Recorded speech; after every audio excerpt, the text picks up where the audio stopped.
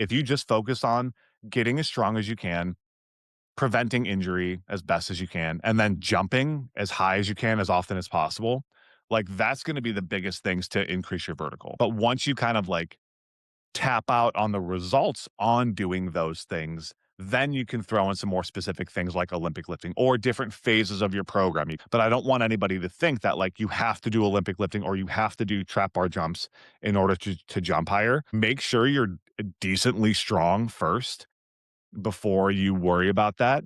Hey, everybody, welcome to the VBSC podcast. I'm your host, Greg Hersig, also known as the Volleyball Strength Coach. And this is the podcast where we talk about all things volleyball strength and conditioning. We've got myself and all of my assistant coaches, working with our clients to talk about all kinds of stuff that we have had really good success with our clients and training the adult volleyball players in particular. This is episode 6. So make sure if you have not checked out the episodes previous to this to learn who I am and all of these people are, please take a look at that.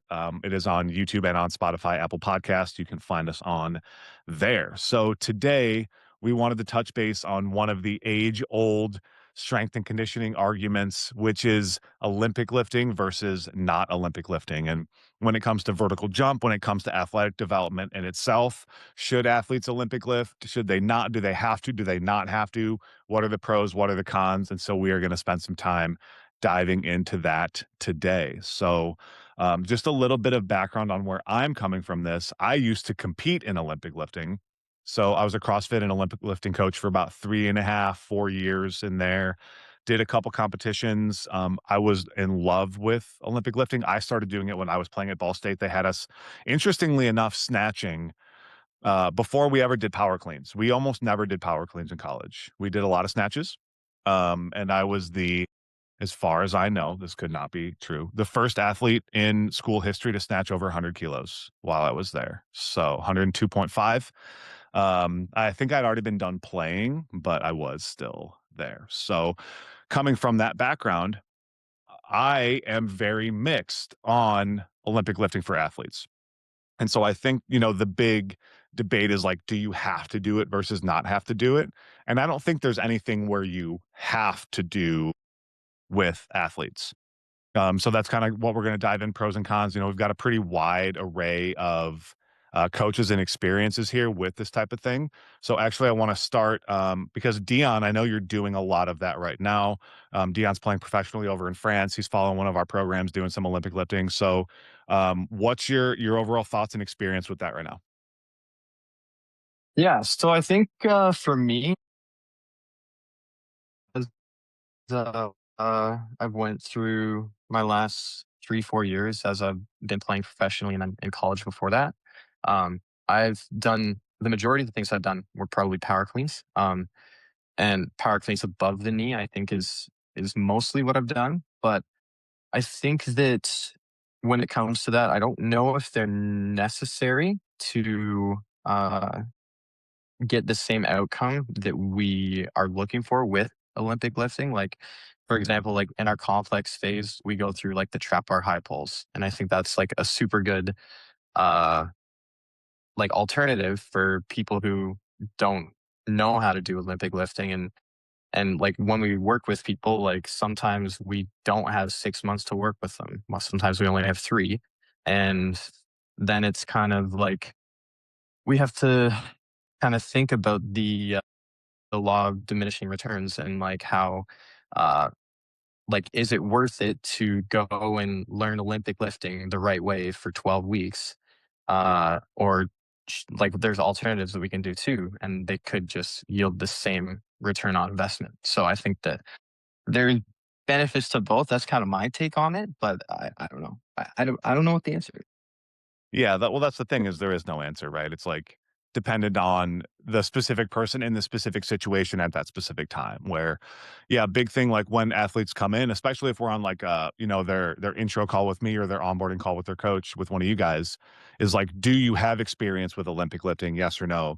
Do you care about learning that? Yes or no? And if it's no on both, it's like, cool, we'll just do something else. Like we don't have to do it.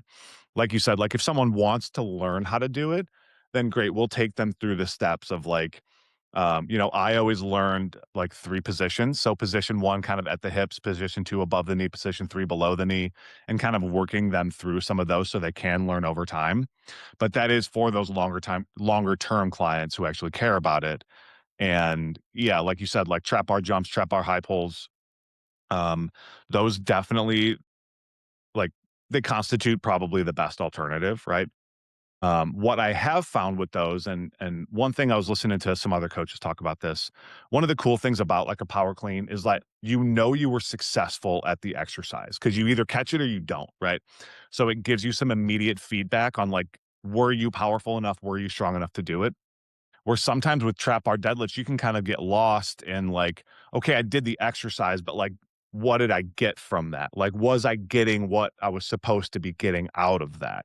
And so we do have some ways that we can manage that I'll kind of circle back to, but I want to hear Coach Cece's thoughts on this first. So, what do you think? Yeah, I think when a client is coming in, I think one is just a lot of personal preference, kind of like what we already touched upon, and also their just experience level. Like for me personally, I learned Olympic lifting like freshman year of high school. We had a really good strength and conditioning coach in high school, so I was very fortunate to be able to learn it at how old was I when I was a freshman? 13, 14. So I was able to do it for, 8 years after that through high school and through college, so I had a very good background in it, but some of the athletes that we are working with might have 0 strength training in general, so for a lot of them, we just have to first just get them stronger, in order to actually reap the benefits of power cleans, hang cleans, snatches, etcetera, because if we're kinda just going through the motions, we're not going to be getting out of it as much as we could if, they had that experience, if they had the baseline of strength. So sometimes you have to get them stronger first before we can, focus on that power output, et cetera. And there's other ways that we can focus on that power output without Olympic lifting at all. Yeah, that's a super good point, and I didn't even think about that. Where it's like there's much higher leverage things we can start most people with, like Right. just getting stronger in general. Yeah. And some of our best client results where we're getting people 4, 5, 6 inches on their vertical in their first 3 months or 6 months, maybe. It's just from that. It's from getting stronger. It's from jumping a lot, where adding in Olympic lifting is sort of like because it is like inherently an intermediate to an advanced type of thing, like that can kind of come after the fact. Maybe we get through our first round of triphasic training or our first entire 12-week block and see what kind of results from that. But like, yeah, it's a really good point of like just what's the most important, the highest leverage thing we can do. Because like Right. even to that point, you made me think of this too. Back when I was doing CrossFit, I went through a period where I did the small off squat cycle. I don't know if you guys have ever heard of this, but long story short, I was squatting 4 days a week, added like 50 pounds to my back squat in like 12 weeks with I did no Olympic lifting. I did nothing. And then I like PR'd my power clean by like 30 pounds, PR'd my snatch by like 30 pounds just because I got stronger. And I was already like a pretty advanced lifter at that point. And Right. so like if you just really get good at that other stuff and get that baseline level of strength, like everything goes up with that already. So yeah, super good point. Yeah, Coach Sarah, I want to hear your thoughts on this too before I circle back to the alternatives here. And before you have to exit the call here, the video in a little bit. I do not have any extensive background in Olympic lifting, so I'll start with that. Definitely fascinated by it. I've kind of been around it. I've studied it a little bit. I've watched it, especially being a trainer and a conditioning coach. It's something I've had clients come in with that kind of background. I myself have been one of those people who have maybe been a bit foolish and a bit fascinated by it and trying to do snatches when I'm not properly trained, and I hurt my shoulder. I've come from, like, that kind of background in it, and I had to take 12 weeks off of volleyball, and I did K-tape and physiotherapy, and I'm like, "Okay, lesson learned." Like, this is and like you said, intermediate to advanced. But at the end of the day, like, it's a tool. It's one of many options that can help you be successful. I'm definitely not against it, but just take the proper training. But I definitely think that you can get great outcomes from other lifting styles as well. Yeah, that's something I experienced that, when I was training the college men's team in person. is I had to be very careful about giving snatches to athletes with pre-existing shoulder issues, because that was like where, it can be very good from the preventative side of things. One, I was there in person with them to like help them with their technique and things like that. But we did have a couple of guys, or it would be like over the summer when they are on their own. They're like, yeah, I kind of like tweaked my shoulder, because I already had this shoulder issue going into it or whatever when I wasn't there with them, which is the equivalent of what we do, which is training people online anyway. Um, so if we do get a lot of people coming in with pre-existing shoulder issues, and I love snatches. They were my favorite exercise. I will never forget for my entire life, and like the first day I snatched 300 pounds, because there's a whole backstory behind it. It was like a really long-term goal for me. It was my favorite exercise for a very long time. And I don't do it anymore, just because I don't have as much utility in that. We don't even program it anymore. We're much more likely to program power cleans than we are to program power snatches. And because it is just a little bit safer on that side, a little bit easier technique. Like, you have to have like a higher level of kind of that front rack mobility to do it, where actually, interestingly enough, snatch requires a little bit less mobility if you're not doing like all the way down into a squat.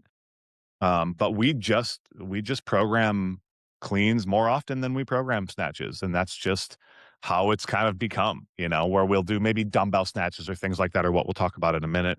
But with the power clean being like one of the overall best exercises, period, to increasing vertical jump height, we definitely just kind of tend to that a little bit more. So, Dion, you had brought up, the trap bar jumps or trap bar high pulls. What I Mhm. wanted to say about that was the best way to get, that same level of like completion, or like hitting the metric that you want to hit, is to measure it. And that would be with like VBT, right? Velocity based training. We've been messing with that a lot. I've given that to a few of my clients. Mine's outside because I was using it today. Where it's basically just a box that you hook up, and it's got a string, and it measures how fast the bar goes, right? But you've been using Metric, which is like a Yeah. free app that you can use to measure bar speed, right? You want to talk about that really quick?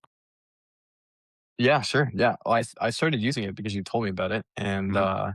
yeah, I think it's been super cool. I've been using it mostly for I think mostly just for my back squats and my front squats. And basically, yeah, you just set the app up, or set your camera up, um, like from a side view of wherever you're doing the exercise, and your whole body has to be in view, and then you just take a video of yourself doing the exercise, and it processes the video after, and you get to see like basically what your average bar speed was, and kind of get a better idea of how fast you're actually moving the bar. So I found it to be really useful, especially since I've been getting into like the complex phase lately, and like right after running through concentrics for 4 weeks, I've obviously developed like a really big strength base. But um, what I've found lately, and I think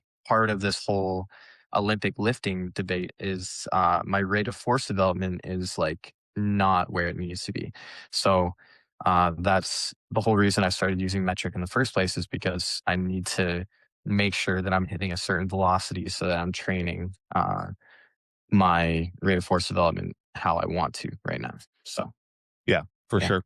And I think it's so valuable for, something like, yeah, back squats, definitely, but something like those trap bar jumps, because then we do still have that goal, where power clean is like, okay, I caught it. That was the right weight. I had the higher force output. Like, I did what I had to do. Where if we can use something like VBT to measure bar speed, then it's like we set a goal. Maybe it's 1 meter per second, maybe it's 1.2, maybe it's zero point 0.8, right? It's like now we can use that to find the weight that we're supposed to be using to maximize, the level of power output we're looking there. Or there are some where it's you can literally set it and look at where are you getting your highest power output, because it'll tell you watts. And so that can be super helpful. We don't get like that detailed. I did do something really interesting the other day, because a lot of people with VBT, now they're basing it off of velocity loss.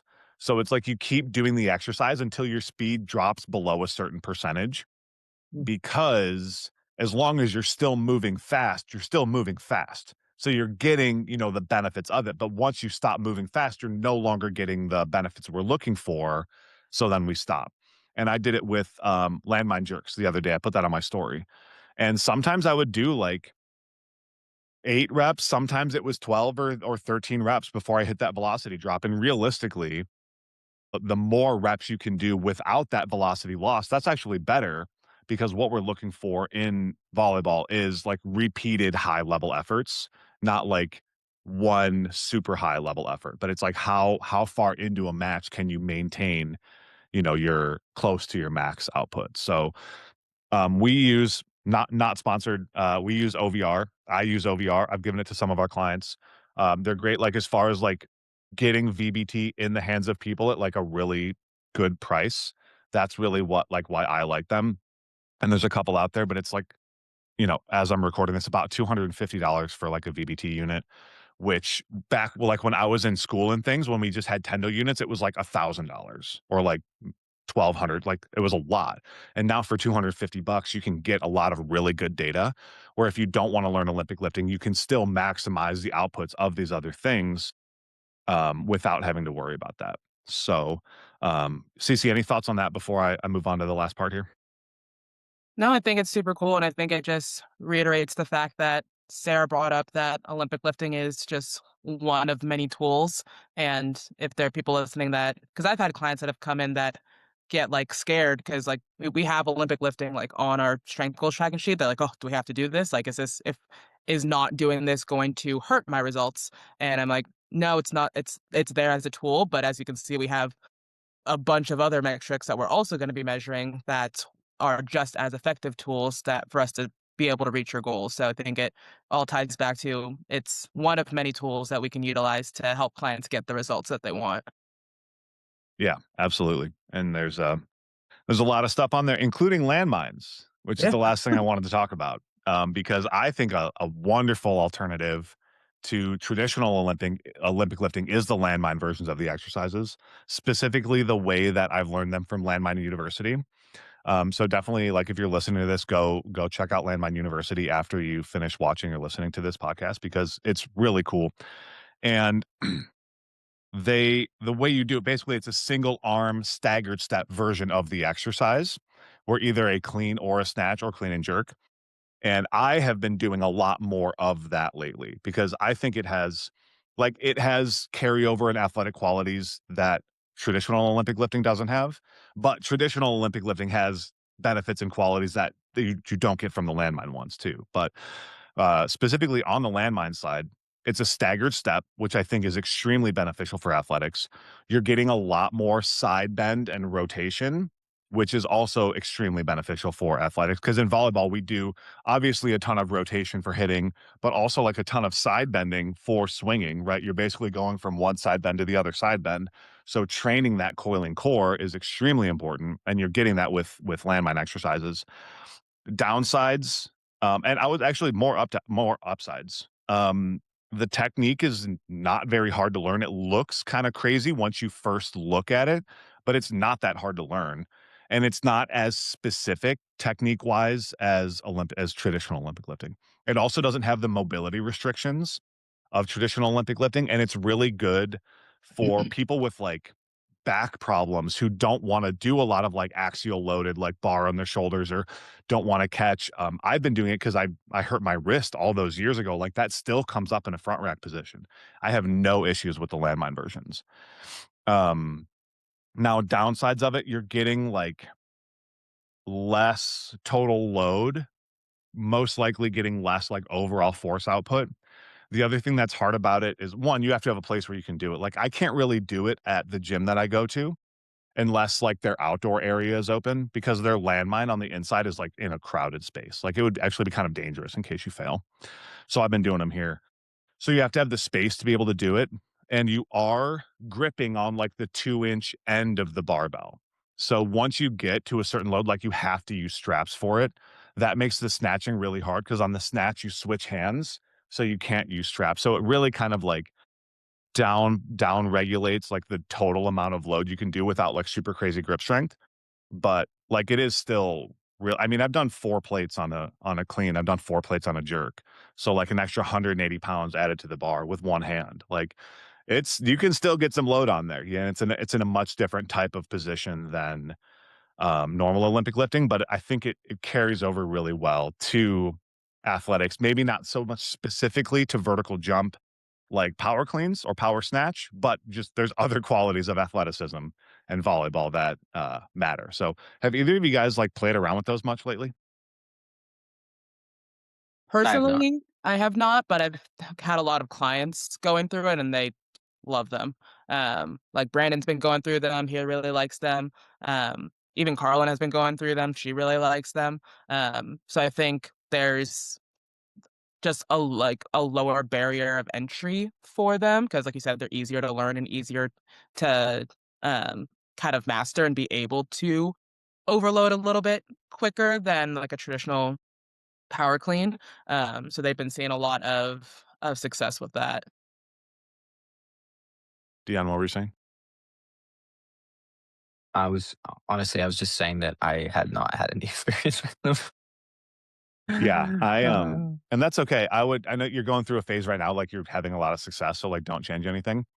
Highly recommend that Mhm. you guys learn that. As I'm slowly, like, maybe revamping some of our programming that we use, sprinkle in a little bit more of that type of stuff in there, or at least making it as an option for people. So I think it's important, like, to have that baseline level of experience. And it also is a lot of fun.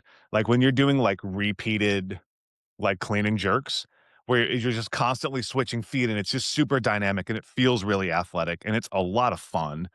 Um, it just, like, keeps training, like, interesting too. So, highly recommend that you guys dive into it. Highly recommend anyone listening, go look up Landmine University or, in some of my recent posts as of this coming out, like, I'm gonna have a decent amount of that. Um, so yeah, check it out because it is a lot of fun and it can still have a lot of carryover to athletics. It's probably my favorite alternative if you don't wanna do traditional Olympic lifting, where trap bar jumps, weighted jumps are probably the most similar as far as outputs. I think the landmine versions are my favorite just because of the other beneficial qualities you get from it. So there's a lot more that, we could dive into. I don't wanna spend the whole time talking about that because we could. Um, but I think that's kind of the main things. I just wanna circle back to one thing just to kind of finish off based on what Coach Cece was saying before is, like, you don't have to do any of this realistically. Like, most people, depending on training age, like how long you've been lifting, if you just focus on getting as strong as you can, preventing injury as best as you can, and then jumping as high as you can as often as possible, like, that's gonna be the biggest things to increase your vertical. But once you kind of, like, tap out on the results on doing those things, then you can throw in some more specific things like Olympic lifting or different phases of your program. You can throw that. But I don't want anybody to think that, like, you have to do Olympic lifting or you have to do trap bar jumps in order to jump higher. Like, make sure you're decently strong first before you worry about that. If you want to know how strong, go to Instagram, DM me the word tracker and I will send you. I have a version of the strength goals tracking sheet that I send to people for free, which is what Cece kind of brought up before. It's where we track, like, how strong you should be based on your exercises. So DM me the word tracker. I'll send you that, so you can see kind of where we want you to be strength wise.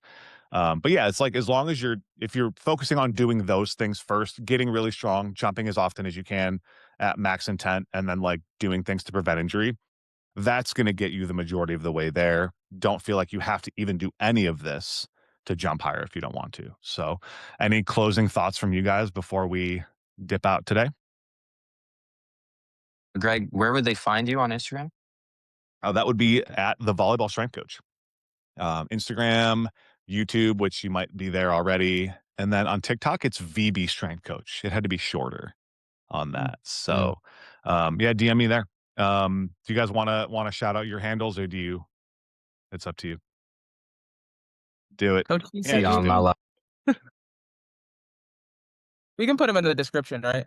Yes, yes, I will put them in the description, so people can follow you guys as well.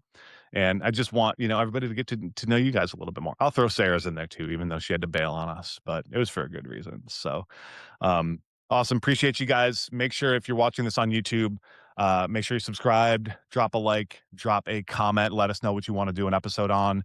If you're listening to the podcast, make sure you subscribe to the podcast so you don't miss. We will be doing weekly uploads for this. So definitely make sure you keep an eye out for that. Otherwise, we appreciate all of you guys and we will see you next